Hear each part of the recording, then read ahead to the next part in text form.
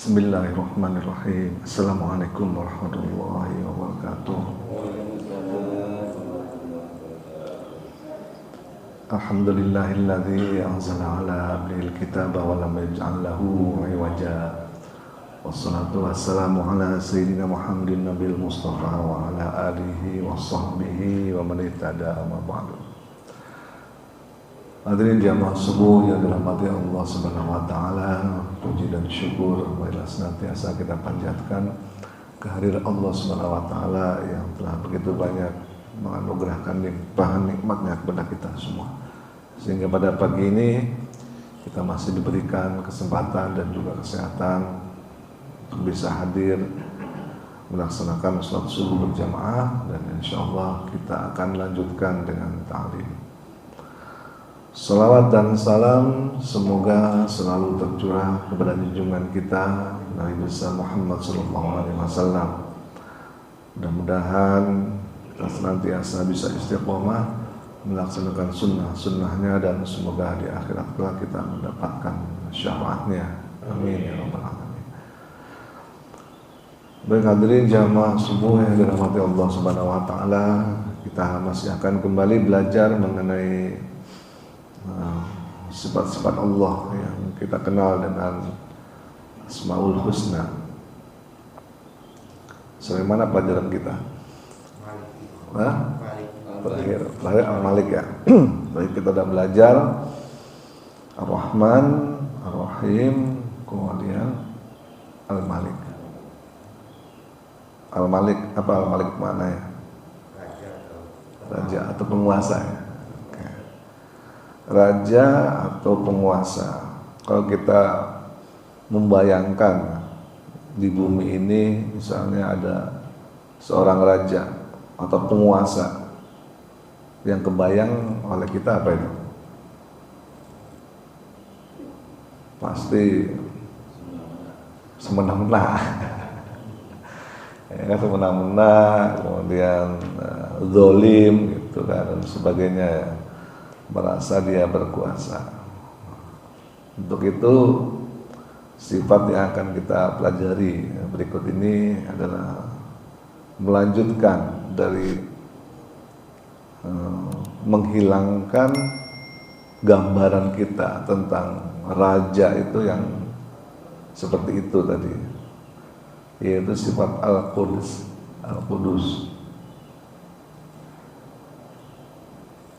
Apa maknanya Al-Qudus? Malam kudus, kata Pak Chandra gitu. Al-Qudus artinya adalah yang maha suci. Al-Qudus. Jadi kalau kita punya gambaran raja, tapi raja itu suci. Suci dari apa? Nah, ini para ulama menyatakan ada 3. Yang pertama adalah maha suci zatnya. Yang kedua maha suci sifatnya, dan yang ketiga maha suci perbuatannya. Jadi zat Allah itu sendiri suci, sifatnya suci, dan perbuatannya suci. Apa yang maksud dengan suci dari zatnya? Suci zatnya ini para ulama juga menjelaskan lebih jauh. Yang pertama, zatnya itu suci dari berhajat. Di sini sebutkan kalimatnya berhajat. Berhajat itu maksudnya adalah suci dari memerlukan terhadap makhluknya. Jadi kalau kita setiap hari diperintahkan untuk sholat 5 waktu, kira-kira Allah perlu nggak sama sholat kita? Hah?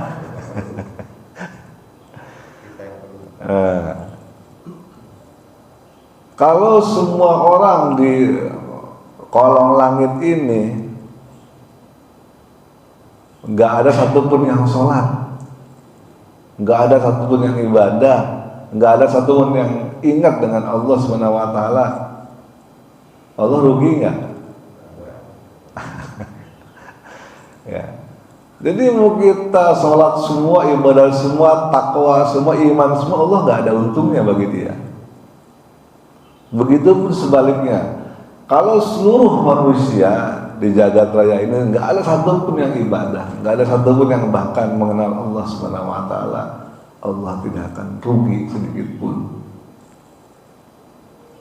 Itu sebabnya dalam Al-Quran dijelaskan di dalam surat Al-Fatir ayat ke-15. A'udzubillahi minasyaitonirrajim. Ya ayyuhan nas, wahai seluruh manusia.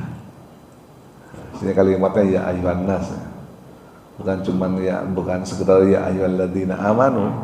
Artinya semua manusia diseru di sini. Wahai manusia, yang namanya manusia ya semua, laki-laki, perempuan, tua, muda, beriman, nggak beriman, manusia semua. Antumul fuqara'u ilallah. Kalian semua itu fakir di hadapan Allah. Kata Allah gitu. Temannya fakir. Fakir, kita kan sering nyebut fakir, miskin. Apa bedanya antara fakir dengan miskin? Ya kan kita kan sering fakir miskin gitu kan. Ayo kita memberikan santunan kepada fakir miskin. Apa itu bedanya fakir miskin? Kenapa Allah di sini menyebutkan kalimatnya fakir, bukan miskin, fuqara? Kalian tuh fakir semua di hadapan Allah gitu. Kalau fakir, miskin dulu. Kalau miskin itu masih mending. Ya, dia punya duit, punya gaji, ya. Tapi akhir bulan kurang, itu miskin. Baru tanggal 20 gitu kan. Ya 10 mah tentuingan atau ya tanggal 15 ke atas lah gitu kan, tangan bulan. Tiba-tiba udah mulai mikir tuh, berapa hari lagi gajian ya, itu dia. Seringnya kurang, belum gajian duit udah keburu habis. Itu kategorinya miskin. Berapapun gajinya dia, mau gajinya, anggota dewan berapa gajinya kemarin? 1 miliar apa 2 miliar atau berapa? Lebih ya. Tapi kalau dia tanggal-tanggal segitu tuh duitnya habis, itu miskin kategorinya dia. Mau gajinya miliaran, artinya lebih besar pasak daripada iya. Nah kalau fakir itu lebih parah, gaji gak punya, kerjaan serabutan, ya. Jadi buru-buru mikirin gajian kapan, gak pernah gajian, kerja serabutan, duit kalau ada yang ngasih, ya kan, buat makan juga mungkin kalau ada yang ngasih, nah itu kategorinya fakir. Dan kita itu di hadapan Allah itu seperti itu. Di hadapan Allah kita ini orang yang fakir semua. Lu tuh gak punya apa-apa. Hah? Yang bulat lah. Mata punya siapa? Ya kan, mulut punya siapa? Semua. Jantung punya siapa? Gak punya kita yang bikin kan kagak. Kita tidur aja jantung ngedeg terus, emang kita ngatur? Enggak. Terus aja berdebar, mompa darah tanpa kita sadari. Ini punya siapa? Nah, Allah, bagi Allah nggak punya butuh apa-apa. Kalian tuh fakir semua. Wallahu wal ghaniyul hamid. Dan Allah lah yang maha kaya, ghani, Al-Hamid, maha terpuji. Allah nggak butuh kita, kita lah yang butuh dengan Allah. Itu sebabnya Allah tuh disebut suci, kudus, suci dari butuh, dari hajat terhadap kita, suci, nggak butuh. Coba kalau Allah membutuhkan kita, Nah ini yang bahaya. Karena apa? Dia punya konflik of interest. Kadang-kadang gitu ya. Ngomongnya sih bener gitu kan, padahal dalam hatinya maksudnya lain gitu. Suka nggak kita ngadepin orang kayak gitu? Nah nih, mesti begini nih kita, ya. Kita di lingkungan kita ini, gitu kan, mesti begini. Katanya dia pengen jadi RW misalnya, misal. Gitu. Kadang-kadang ngomongnya ke sini, tapi maksudnya ke sini. Karena kenapa? Dia ada kebutuhan tuh. Ada kepentingan yang terlibat di situ. Kalau Allah nggak punya kepentingan apapun dia. Lo mau sholat ya sholat, ibadah ya ibadah, mau beriman ya iman, silahkan. Kemarin dijelasin Pak Lulin. Mau kafir ya monggo. Risiko tanggung sendiri kan begitu. Kalau iman, kalau ibadah, beramal soleh ini risikonya. Kalau kafir atau nggak ibadah, ini risikonya. Allah udah jelaskan semua. Allah sih nggak butuh dengan kita, suci dari kebutuhan. Jadi Allah mah ya lempeng-lempeng aja terhadap apa yang kita lakukan. Rasulullah SAW bahkan menjelaskan di dalam hadisnya, hadis riwayat Muslim ya, hadis sahih nomor hadis 2577.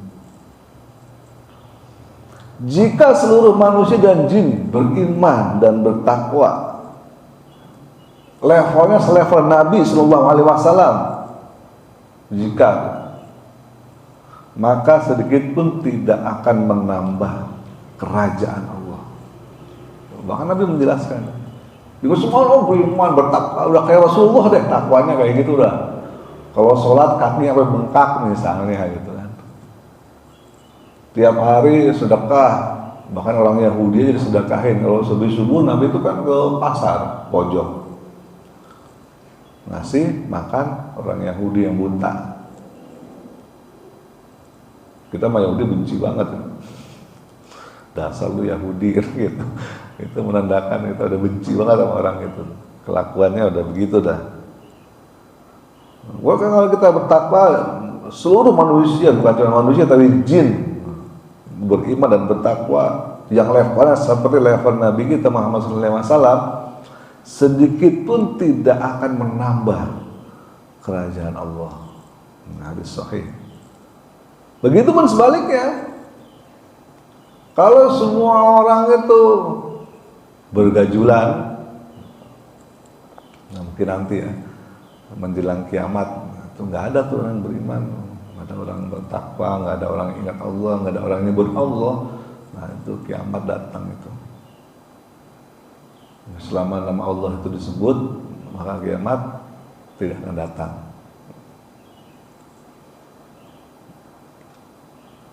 Kalau saja semua manusia seperti nanti mungkin di akhir zaman nanti tidak ada satupun yang beriman kepada Allah, bahkan jin, bukan cuma manusia, jin pun tidak ada jin Islam lagi, jin kafir semua, maka tidak akan mengurangi sedikit pun kerajaan Allah, tidak akan berkurang dan tidak akan bertambah. Ya tetap aja Allah ya segitu ya maha segala-galanya, tidak akan berkurang ataupun bertambah sedikit pun.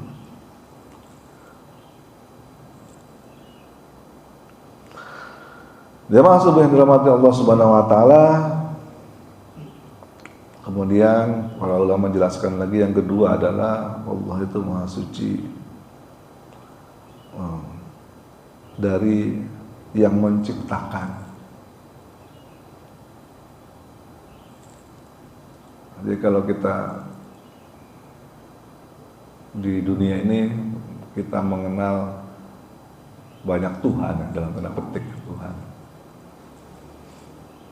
Tapi salah satu ciri bahwa sesuatu itu layak disebut Tuhan adalah Dia lah yang menciptakan, bukan diciptakan. Oke, kalau kita telusuri aja. Manusia mengenal yang namanya Yesus misalnya. Kita lihat Yesus itu diciptakan atau menciptakan? Diciptakan. Berarti Tuhan atau bukan? Bukan. Kalau Yesus itu Tuhan, sebelum Yesus lahir Tuhannya siapa? Kan gitu. Pertanyaannya kan gitu, sederhana itu. Kemudian manusia ada lagi menyembah macam-macam ya, api misalnya kan, atau majusi.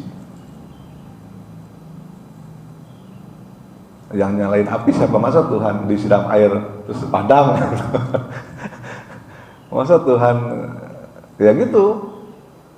Artinya api itu kan dibuat, jadi yang buat kita gitu kan, lucu. Masa kita yang bikin Tuhan, kita yang menciptakan Tuhan, kita Tuhan dong kan gitu. Sama kayak kalau ingat cerita Umar bin Khattab. Umar bin Khattab itu suatu saat dia ingat kalau salam, lagi salam, assalamualaikum, mewahan, dia mesem gitu, mesem. Waktu nengok assalamualaikum, nengok ke kiri, dia nangis. Kemudian ditanya sama sahabatnya yang lain, Umar, kenapa kamu nengok kanan? Saya itu ingat, sebelum saya beriman dulu, saya itu jualan Tuhan dari roti dan korma, keliling pasar tuh. Tuhan, ayo saya yang beli Tuhan gitu. Suatu saat dagangan saya itu nggak laku, kata Umar. Karena nggak laku dan perut dia keroncongan, akhirnya Tuhan maaf ya, saya makan dikit tuh. Makanya baru ketawa, sama itu udah inget peristiwa itu. Betapa gobloknya dia, betapa bodohnya dia dulu gitu. Dia bikin Tuhan, tapi Tuhan itu dimakan sama dia sendiri, kan lucu gitu. Betapa bodohnya dia sebelum dia beriman, betapa gobloknya dia gitu.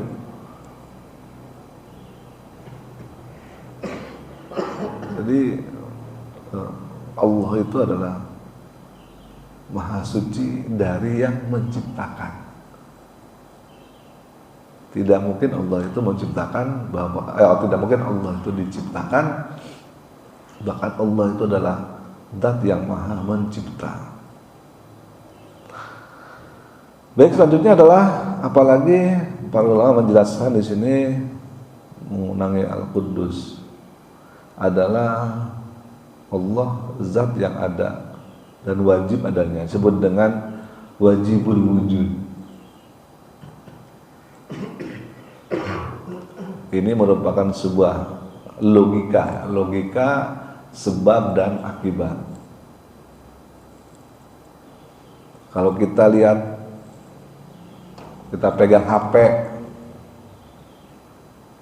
kira-kira kita yakin nggak HP itu ada yang bikin? Atau HP itu tiba-tiba muncul sendiri dari langit?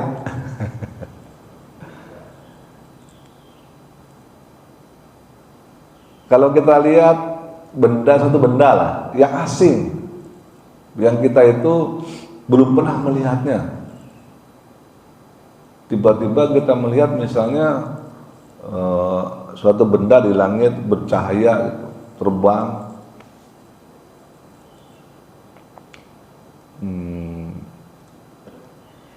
kira-kira kita akan berpikir benda tersebut ada dengan sendirinya atau ada yang bikin? Tiba-tiba kita lihat drone misalnya kan, melayang di atas. Normalnya logika manusia, ini pasti ada yang bikin nih, canggih bener gitu kan. Bisa terbang, motor, mobil. Kalau kita lihat sekarang di Arab Saudi itu mobil polisi itu nggak punya ban, dia ngambang dia di atas jalan. Tahu bagaimana? Yang melanggar lalu lintas itu bagaimana? Mobil polisinya bisa ngambang begitu, gampang bener ngejar. Dan semua yang kita lihat itu kita yakin bahwa itu pasti ada yang membuatnya. Kalau kita yakin terhadap semua benda yang ada di bumi ini, kita yakin ada yang membuatnya, mengapa kita tidak, mengapa bukan kita, kenapa banyak orang yang merasa bahwa benda seperti matahari itu ada dengan sendirinya? Ini orang yang sama nih, seseorang, taruhlah orang itu ateis, nggak percaya dengan Tuhan. Dia bilang matahari, bulan, bintang, dan semuanya itu terbentuk secara kebetulan. Ada dengan sendirinya karena proses alami, dia bilang. Tapi orang yang sama, kalau disodorkan misalnya suatu benda asing yang dia nggak pernah melihatnya, dan benda itu benda yang canggih misalnya, pasti dia akan mengatakan nggak mungkin ini, nggak ada yang bikinnya, pasti ada pabrik yang bikin, pasti ada engineer-nya yang merancang. Jadi itu pikiran dia itu pikiran yang terbolak-balik. Di satu sisi kalau benda itu kelihatannya canggih gitu kan, dia pasti yakin ada yang membuatnya. Tapi di sisi lain ada benda yang lebih canggih dari itu, dia bilang ada dengan sendirinya karena proses alami. Padahal kalau kita lihat ya, mata ini dibandingkan dengan kamera HP itu nggak ada apa-apanya loh. Kamera HP itu secanggih-canggih kamera HP itu berapa piksel sih? Dibandingkan dengan mata kita itu nggak ada apa-apa. Teknologinya itu jauh banget. Teknologi kamera yang ada di mata dengan teknologi kamera yang ada di HP itu nggak bisa dibandingin, jauh banget. Kenapa orang itu percaya kalau HP ini bikinan orang, sementara mata yang segitu canggih itu dia itu adanya alami, kan aneh gitu.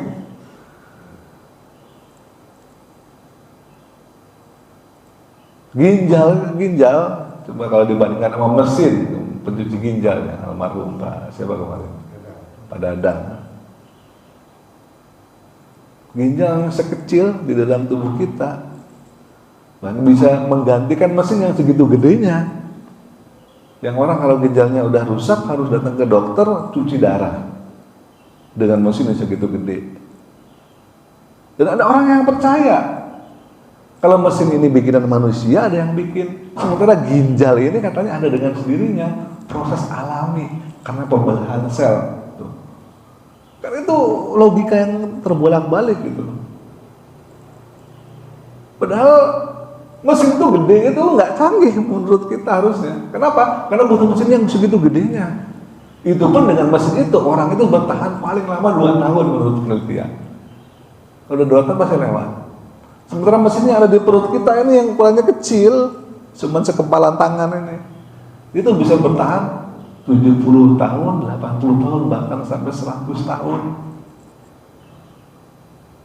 Dan ada yang percaya ini ginjal itu ada dengan sendirinya, sementara mesin cuci darah itu bikinan manusia. Itu kan aneh, bolak-balik.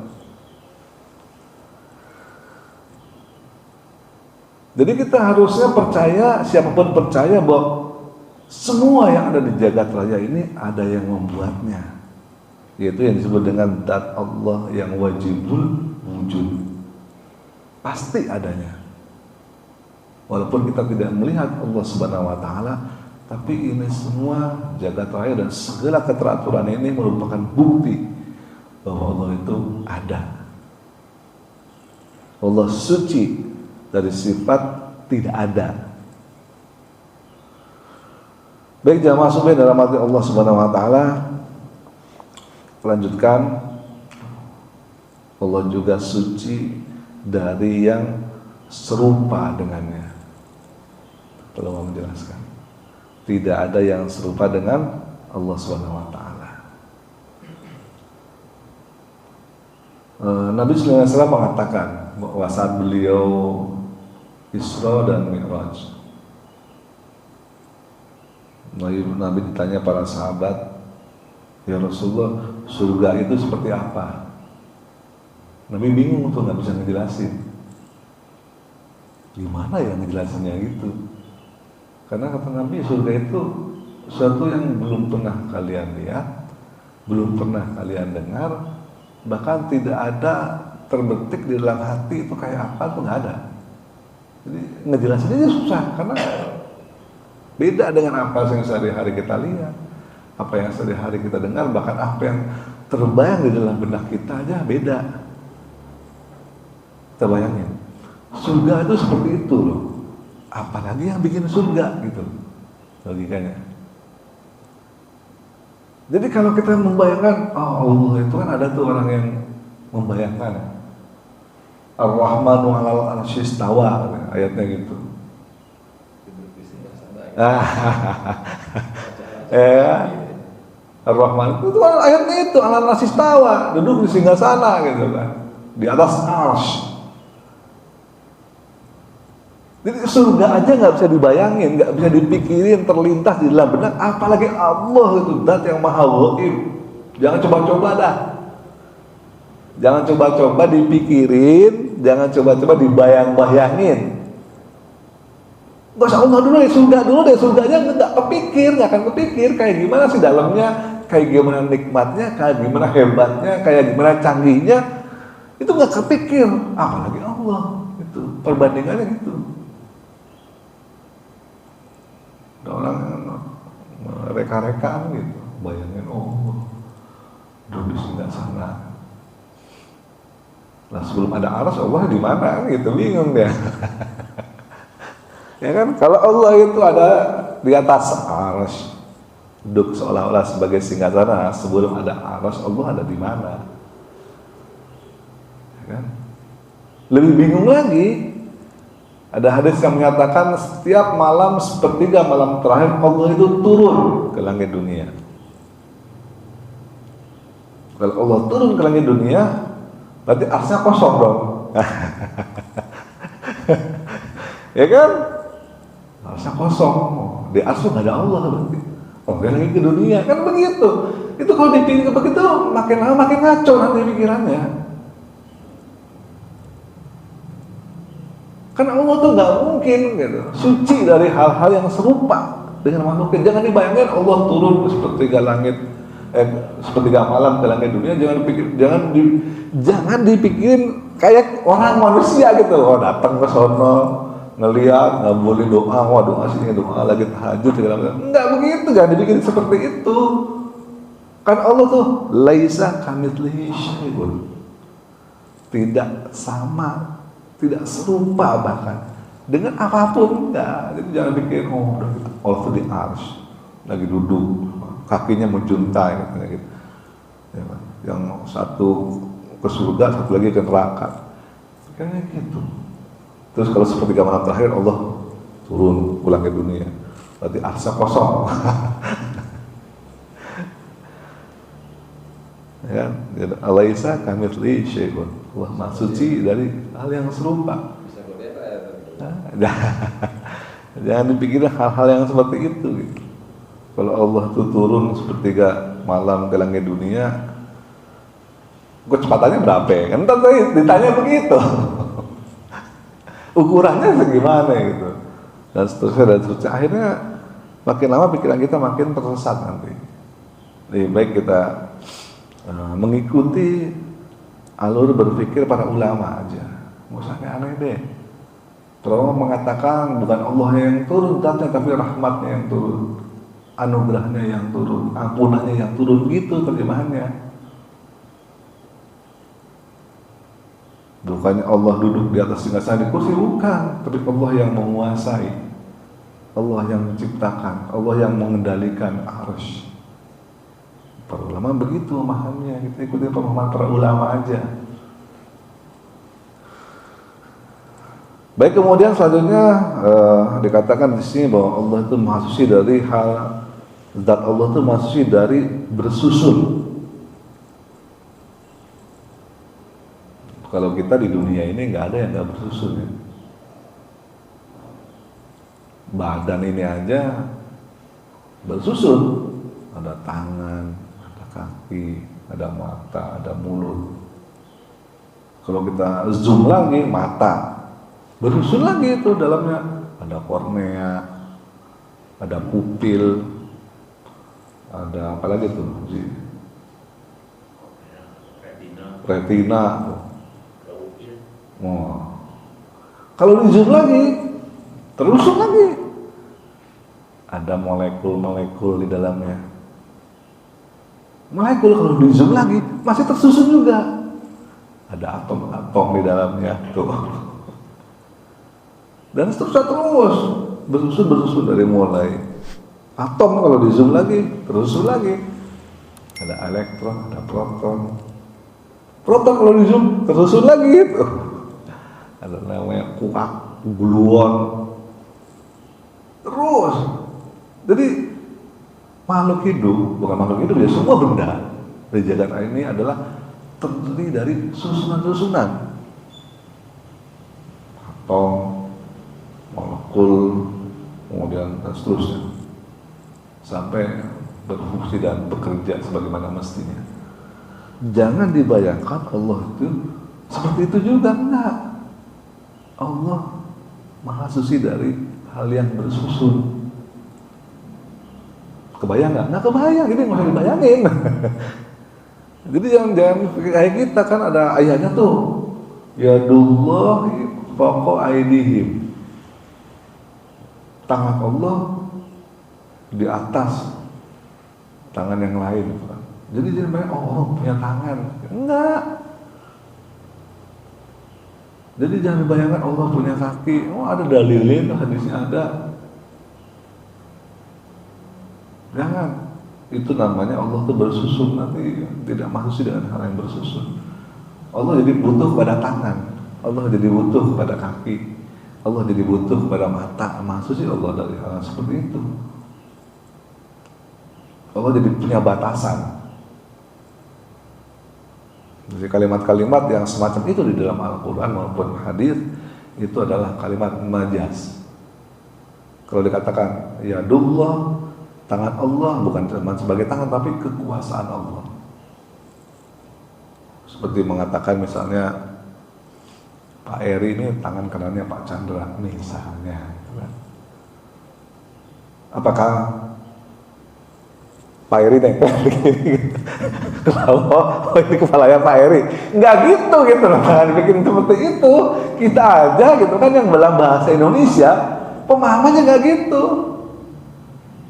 Jadi tangan kanan Pak Chandra, kalau Pak Chandra pulang Pak Eri gantung di sini. Enggak gitu. Tangan kanan itu maksudnya adalah mengawal pribadi misalnya, punya kekuasaan, punya kepercayaan gitu.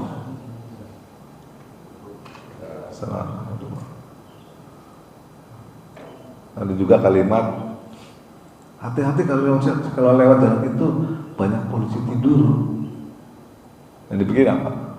Oh banyak polisi tiduran di jalan. Ya enggak gitu, anak kecil banget sih gitu loh. Lu paham nggak sih orang polisi tidur itu gundukan apa semen gitu kan, gundukan batu yang disemen lapus, nah itu. Jadi kalau naik motor naik mobil masih pelan, kalau enggak ya bujelek gitu, rusak motor lu ntar gitu, bego kan gitu orang kira. Jangan lu pikir ada polisi tiduran di situ, enggak. Itu kalimat majaz.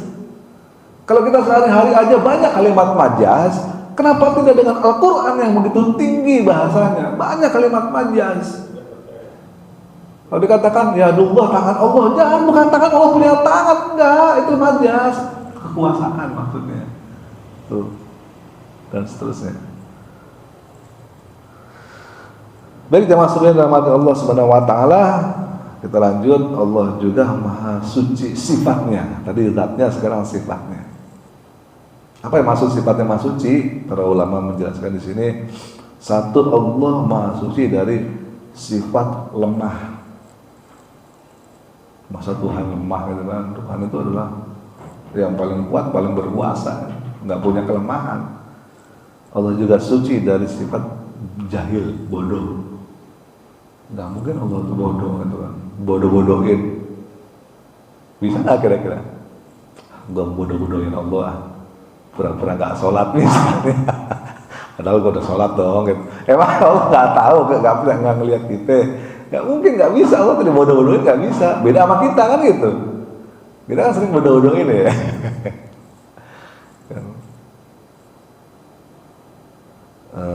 Kemudian Allah juga masuk dari sifat terpaksa.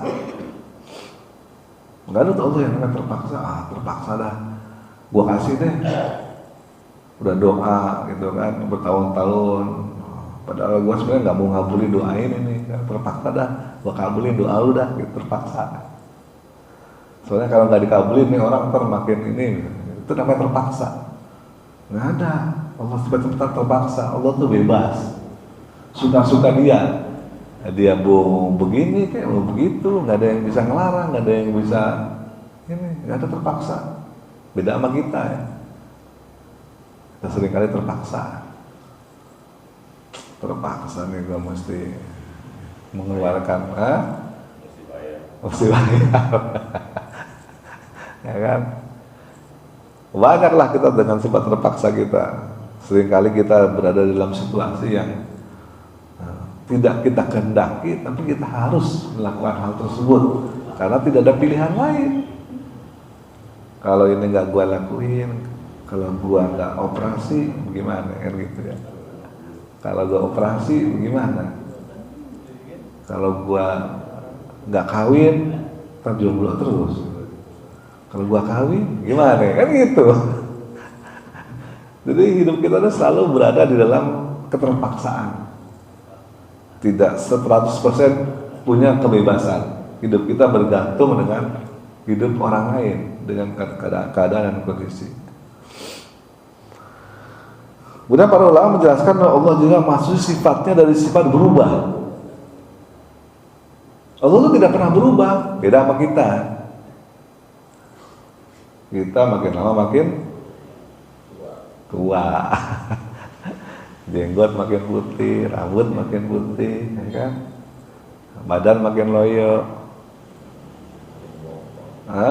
makin bongkok. Saya kalau lihat perubahan ayah saya itu kalau ngulik, ya Allah, kasihan banget lihat. Bungkuk, kasihan. Masang sendal aja susah.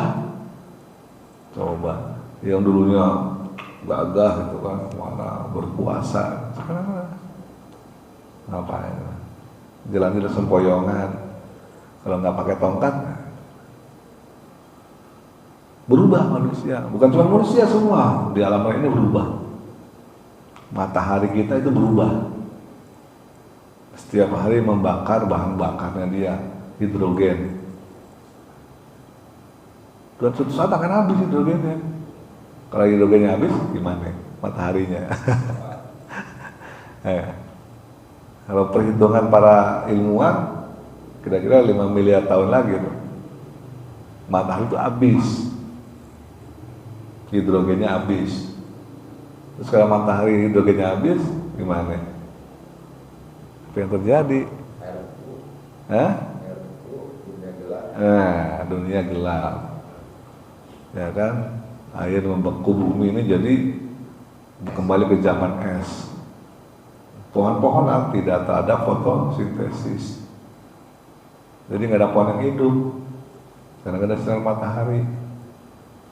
Gimana kira-kira? Jadi semua itu berubah, tidak ada yang konsisten, nggak berubah, nggak ada, semua berubah. Bumi kita makin tua, kenapa? Ya digali lah segala-galanya. Ini manusia yang zalim. Bumi kita makin tua, ini makin habis, minyak buminya dikeruk habis, ya kan? Emas dikeruk habis, nikel dikeruknya habis, semua. Akhirnya banjir di mana-mana itu. Lagi pohon ditebangin. Bali aja yang katanya 30 tahun gak pernah banjir, kemarin banjir. Orang pada tenggelam. Kenapa? Ya karena manusia itu. Bumi makin lama makin tua, makin rusak, makin hancur. Taruhlah kalau matahari 5 miliar tahun lagi habis bahan bakarnya, Nah bumi ini berapa tahun lagi nih habis bahan bakarnya juga, dikerukin mulu kan gitu, dibom, dinamit, dikeruk, pohon ditebang dan sebagainya. Akhirnya makin lama makin rusak. Matahari mungkin nanti matahari masih ada, bahan bakarnya bumi dan baru rusak duluan. Sama aja yang rusak kayak kita juga. Semua berubah, kecuali hanya Allah yang tidak pernah berubah. Kenapa? Karena Allah itu tidak terikat dengan ruang dan waktu. Ruang yang menciptakan Allah, waktu juga yang menciptakan Allah. Kalau kita terikat dengan ruang dan waktu,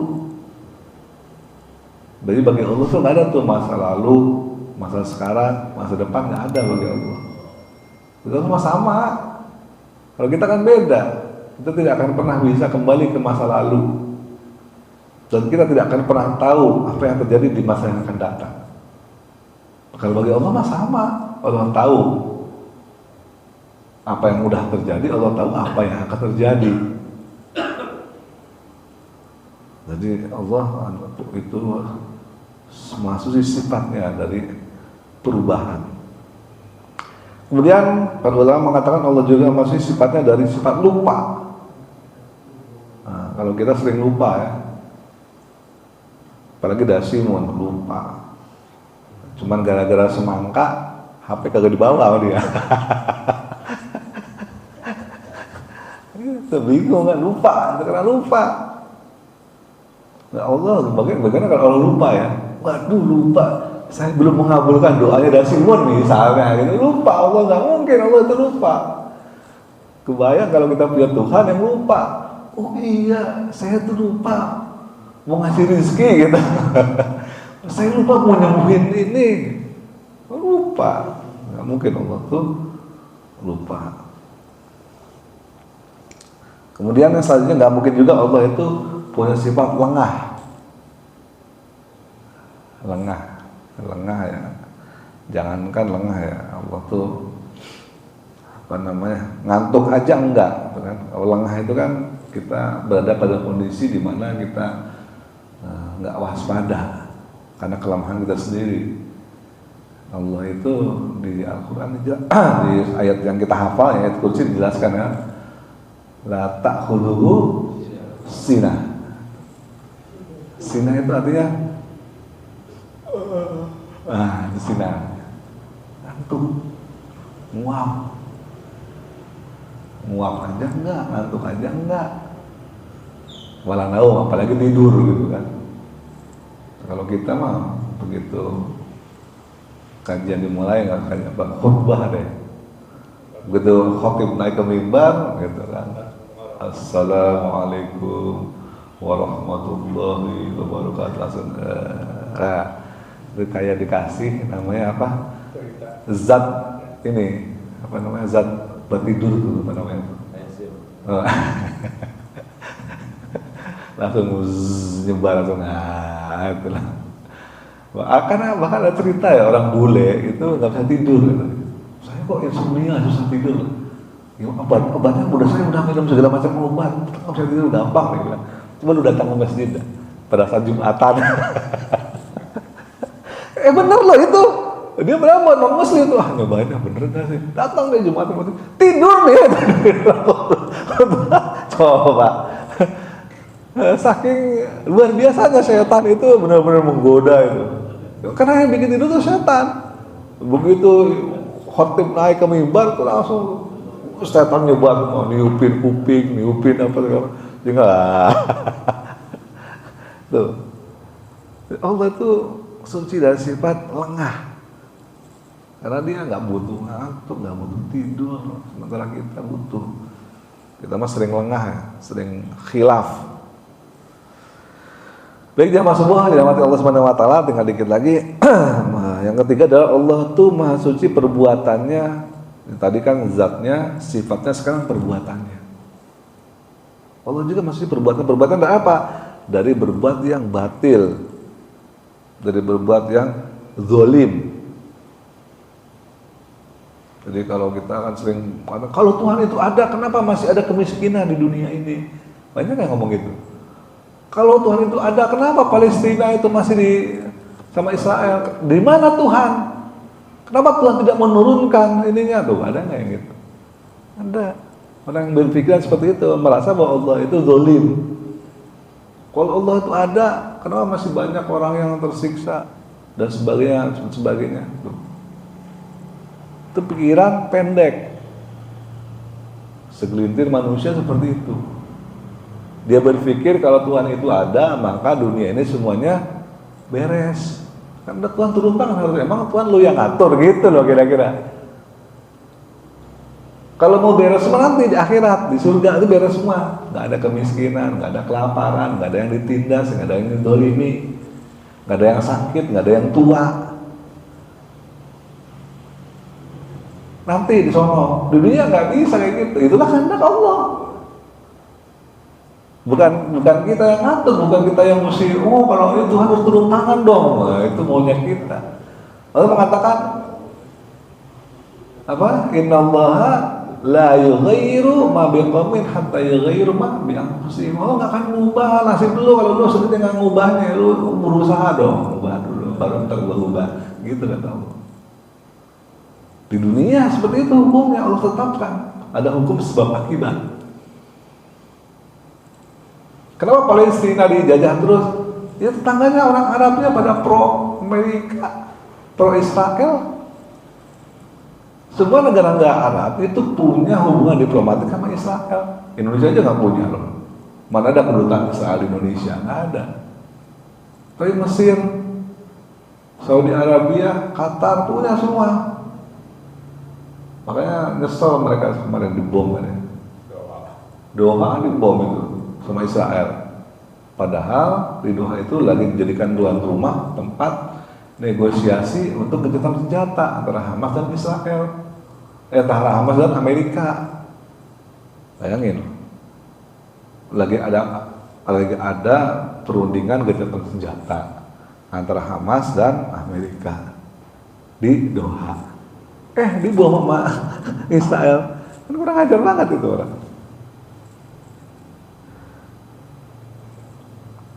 Jadi jangan pernah kita menganggap Allah itu melakukan hal yang sia-sia, yang zalim kepada kita di dunia ini. Enggak ada. Karena di dunia ini Allah katakan nasib lu, ya lu usaha dong. Gimana caranya supaya Palestina bebas misalnya? Ya bersatulah kita semua umat Islam ini. Ayo, Arab, ya kan, Qatar, Mesir, bersatu. Kalau mereka bersatu nggak berani itu Israel. Masalahnya adalah ya kita sendiri salah. Kenapa kita nggak bersatu? Cuman omong-omong kan gitu. Kayak Qatar, omong-omong doang. Sama Saudi juga gitu. Kalau Iran kan langsung begitu ini diserang, serang balik sama dia. Kenapa Qatar enggak? Kamu saya mengutuk doang gitu. Gimana tuh? Allah paling juga omon-omon gitu. Sama Iran beda. Serang balik sama dia. Sampai Donald Trump bilang, stop senjata kan gitu. Nah, ini kan enggak, saya mengutuk, cuma mengutuk doang. Mau diserang mau diam aja, serang balik dong gitu. Jadi kelihatan di sini ada permainan politik, sehingga ya gitulah. Jadi Allah Maha Suci dari hal yang batil atau sia-sia atau yang zalim kepada makhluknya, kepada hambanya.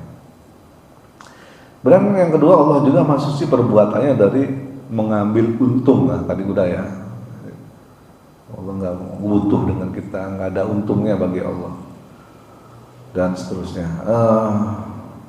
Kemudian setelah kita memahami sifat Allah, terus apa manfaatnya bagi kita manusia ini? Pelajaran apa yang bisa kita ambil? Yang pertama adalah kita harus belajar semaksimal mungkin semampu kita meneladani sifat-sifat Allah tadi itu. Allah Subhanahu wa ta'ala tidak berbuat zalim sama orang. Begitu berusaha lah, jangan berbuat zalim sama orang. Jangan mentang-mentang kita lagi berkuasa kan, mentang-mentang jadi RW, jadi RT gitu kan, semena-mena sama rakyatnya. Mentang-mentang jadi DKM, semena-mena ada jamaahnya. Jangan. Ya kan, kita harus meneladani sifat Allah itu. Dan kita juga harus berusaha untuk mensucikan diri kita, hati kita. Allah Maha Kudus, Maha Suci. Suci dari segala kesalahan dan dosa, suci dari kelemahan. Kita berusaha juga sama. Dengan hadirnya kita di majelis ini, ke masjid ini, dalam rangka kita ingin mensucikan diri kita dari dosa-dosa, mensucikan hati kita dari segala hal yang bersifat negatif. Kenapa? Karena Allah sendiri adalah zat yang maha suci. Hanya Dia satu-satunya yang bisa mensucikan dosa kita, mensucikan hati kita, nggak ada yang lain.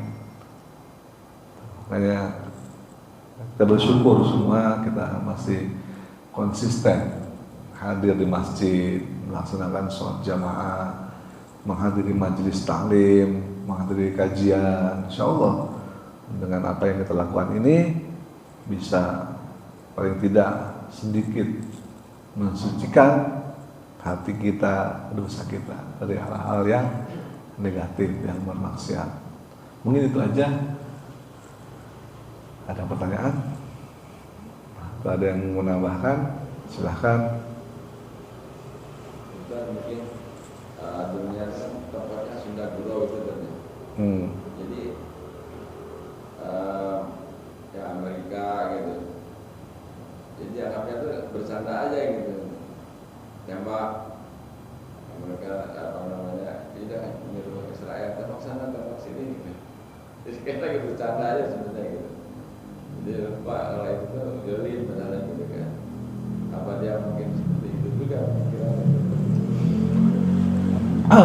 Mereka memang sengaja bukan bercanda. Jadi yang dimaksud dengan dunia ini tempat sendaguro adalah di dalam Al-Quran kan dikatakan ya, la'ibun walahun, tempat sendaguro dunia.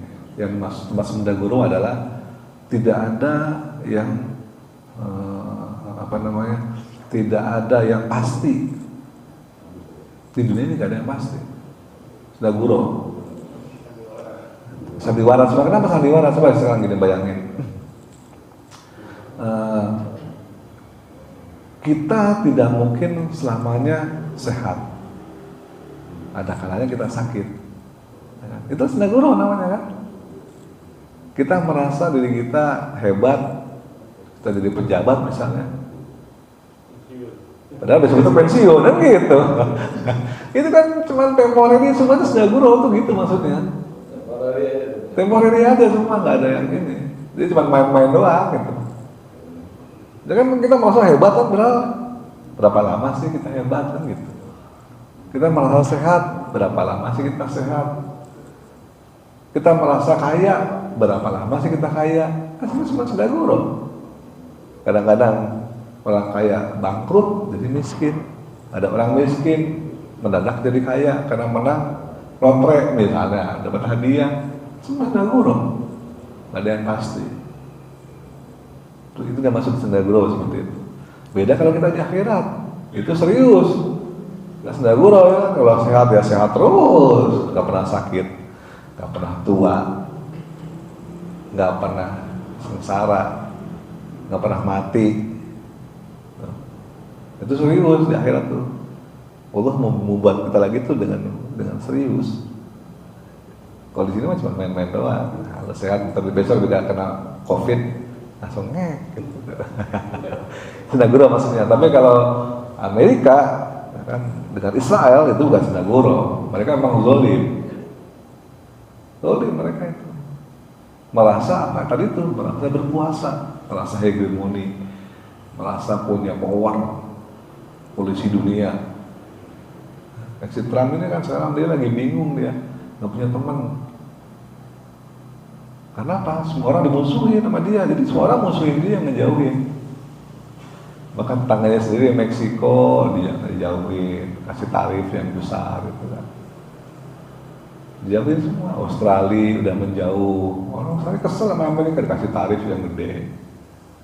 Oh, teman apaan? Lo sama teman begitu. Gitu. Dulu kan teman baik, ya. Gara-gara itu. Sekarang Qatar, katanya ada pangkalan Amerika di situ, dibolehin sama Qatar. Boleh deh bikin pangkalan di sini. Jadi semua tuh pesawat tempur, apa segala macam peralatan Amerika ada semua di sini pangkalan Amerika. Tapi kenapa lo ngebom gue?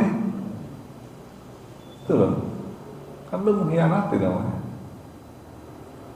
Nggak ngaku lagi.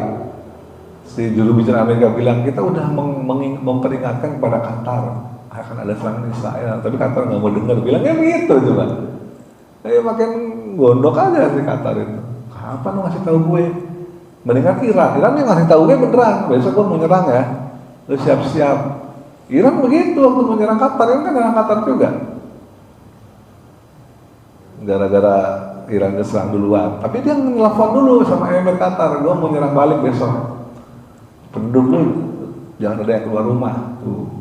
Tapi yang gua serang cuma pangkalan udaranya doang. Gua nggak nyerang penduduk, tapi takutnya ada yang keserempet. Begitu. Nah Amerika mengklaim hal yang sama kemarin ini.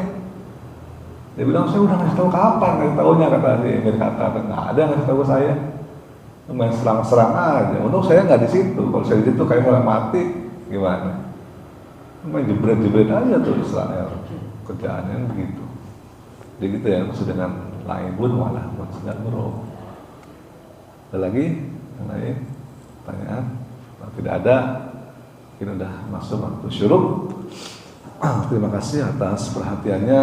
Mohon maaf jika apa yang saya sampaikan ada kesalahan. Kita tutup dengan membaca kafaratul majlis. Subhanakallahumma wa bihamdika asyhadu an la ilaha illa anta astaghfiruka wa atubu ilaik.